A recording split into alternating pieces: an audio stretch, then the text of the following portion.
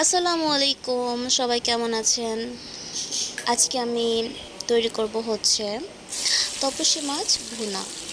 তো মাছ ভুনার জন্য আমি একটি কড়াই পরিমাণ মতো তেল দিয়ে পেঁয়াজটি একটু ভাজা ভাজা করে নিয়েছি। এরপর অল্প একটু আদা আর রসুন বাটা সেটা দিয়ে আমি একটু ভাজা ভাজা করে নিয়েছি। এরপর মশলা অ্যাড করব, সেই জন্য একটু পানি দিয়ে দিয়েছি।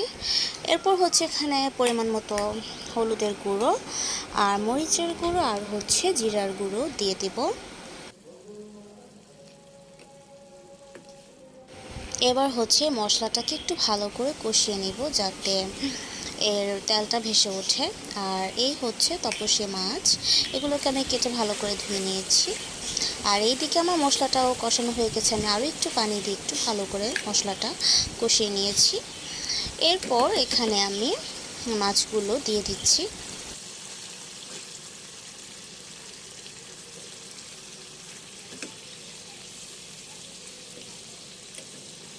মাছটা আমি 1-2 মিনিটের মতো কষিয়ে নিয়ে এরপর এখানে আমি পরিমাণ মতো ঝোলের জন্য পানি দিয়ে দিব, আর হচ্ছে লবণটা অ্যাড করে দিব, আর একটা টমেটো কেটে সেটাও দিয়ে দিব।